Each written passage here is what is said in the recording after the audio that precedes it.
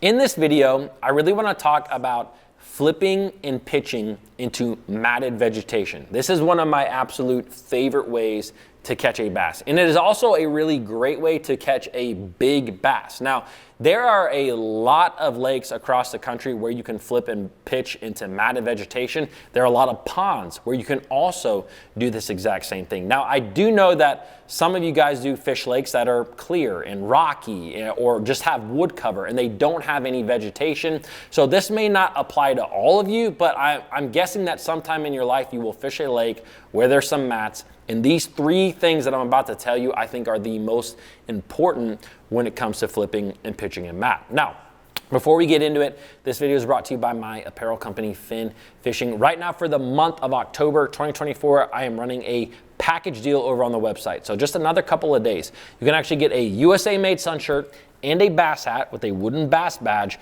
for $67. All you got to do, add the sun shirt that you want to cart, add the bass hat that you want to cart. You will see that automatic discount at checkout. Shopping at Fin Fishing is truly the best way to help support this channel, and I greatly appreciate it. All right, I have three things that I want to talk about. I'm going to save the most important thing for last, of course. But the first thing, very, very important. This is something that I learned from Mikey Balls. I'm sure some of you guys have watched Mikey Balls over on YouTube. He is a great fisherman. He's an exceptional mat fisherman. The guy did it for a number of years in Florida. Now he's doing it down on Gunnersville a lot and other lakes across the country. But one thing that I learned from him, and this is just something that not every angler is going to do out there, but it's to realize that there are days out there when you're flipping and pitching a mat that bass want to come to the bottom side of that mat or closer to the surface to eat your bait. Okay, this is really, really important because a lot of times, I remember for the longest time whenever I would flip and pitch a mat, I would pitch that bait in there, I'd yo-yo it a handful of times, and I'd bring it right out of there. And I would just continue on pitching and flipping in that manner. And I will never forget this day down in Florida. I was on the Kissimmee Chain of Lakes, and I was flipping and pitching a mat, and my bait fell through, and I remember thinking that bait, just went through the mat, and I got, clobbered by a bass. I set the hook. It was like a 4-pound bass. I ended up losing it right at the side of the boat, which we'll talk about here in just a minute. But I ended up losing that fish. But I remember that fish hit that bait like as soon as it went through that mat. Like as soon as it went through that mat. And this is when I remembered Mikey Balls talking about fish wanting to eat a bait off of the roof of the mat, on the underside of the mat. And so what I started doing when I flipped and pitched in there is, instead of letting that bait go to the bottom every single time, I actually started raising that bait up to the roof of the mat. So letting it hit the bottom, raising it up, and then I started jiggling the bait right there on the underside of the mat. And the rest of the day, I caught every single bass doing it exactly that way. They would come up, they would pick that bait off the roof of the roof of the mat and bring it down. And it was a huge difference in my day. And again, it's something that is so simple to do, but sometimes you just do not think about it. I know for me, I did not think about it, and I probably would have still gone out there and got some bites. Some of those fish that ate it off the roof may have been like that first one that hit it as soon as it came through that mat. But what I believe now is that there are just days out there on the water where those bass, they sit right there under the roof. And I think that sometimes when that bait goes through there and it goes quickly through the mat, you actually miss fish because they're not ready to bite it, or they can't get over to it in times, and sometimes they don't want to follow it down to bite it. And so jiggling it on the underside of that mat can be a really big deal, like a really big deal. And I've seen it, like I said, I've seen it firsthand experience. And so anytime you're out there fishing a mat, always remember occasionally, maybe it doesn't have to be every single cast unless you start to see it, but at least every couple of flips, raise that thing to the roof, jiggle it on the bottom side of that roof, and see if a bass doesn't come up there and pick it off. All right, let's talk about number two. And number two is you got to be a good counter.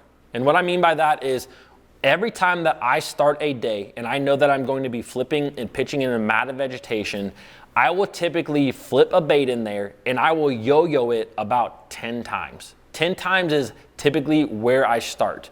And I will do that every time I flip into a mat. And the reason that I started doing this is because, like I said, with the bass getting it off the roof of a mat, there are days out there where I would say most days, 80% of the days that you are flipping a mat, a bass is going to hit that bait on the initial fall. As soon as you pitch that bait in there, it plummets through, you pick up, and a bass is on it. That is what happens most of the time that you are out there fishing.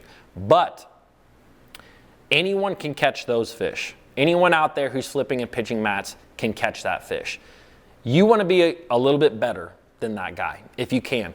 And what I found is that there are days that you will see, and I think it happens because of cold fronts, I think it happens because of extreme pressure, where a bass is going to hit your bait on the 7th hop, the 8th hop, the 9th hop in that mat. So you're going to flip it in there, you're going to let that bait hit the bottom, bring it up, bring it up, bring it up, bring it up, maybe jiggle it on the top of that mat real quick, let it sink, bring it up, bam, he gets it then. So now why you have to be a good counter is because every time you flip, you should be counting in your head.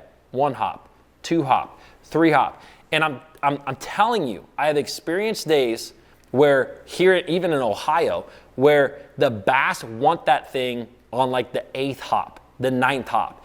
And that is the fish that a lot of other anglers are going to pass by, because they're going to do what a lot of us want to do, including myself. I want to flip in there, get that initial bite, and maybe hop it once, whatever, just hop it a few times and then move on to the next fish.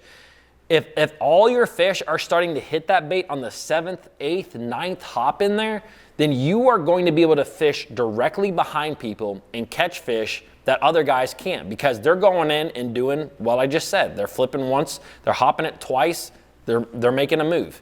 Now, with all that being said, my favorite words, if you do happen to find that every bass that you're catching is on the 2nd hop, or it's on the initial fall, like they're hitting it pretty quick, then stop wasting your time pumping the bait.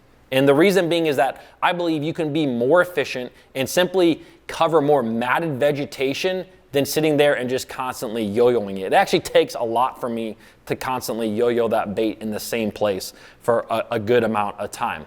But I've seen it now where, like I said, most of the time, they're going to hit it on the initial fall. And if they're hitting it on the initial fall, then just don't worry about hopping it. Just start pitching, letting that bait go to the bottom, maybe bring it up to the roof, shake it. If they don't eat it, bring it out and move on. That's what I would suggest doing if they're hitting it on the initial fall. But there are going to be these days where you go out there, you flip in, and you're yo-yoing that sucker for a long time before that bass comes over there and eats it. That is really, really critical tip when it comes to it.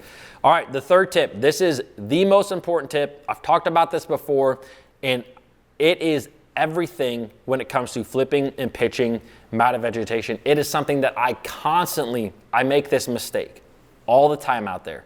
And the big thing that you need to do is make sure you do not set the hook too hard. When it comes to fishing a mat and you're using a big weight, like a 1 ounce weight, an 1.5 ounces, a 2 ounce weight, if you set the hook hard, especially if you drop slack to that fish and then pop it out, you are going to miss or lose a lot of fish. And it is so hard. I know for me, for some of you, this is going to be easy. For me, it was very hard for me to learn this, because I remember getting on mat flipping bites where, man, sometimes these fish will aggressively hit your bait. And when they're aggressive, it makes you kind of just want to just absolutely jack their face off. And anyways, that is just not what you want to do. A hook set, a proper hook set when you are mat fishing with a big weight is a swift, tight pull lean. Like you are literally like, say you flip in that mat, it breaks through the mat, boom, he nails it. As soon as it comes through the mat, you're basically going to let that fish kind of pull you down, get tight with that fish, and then my exact action is like this.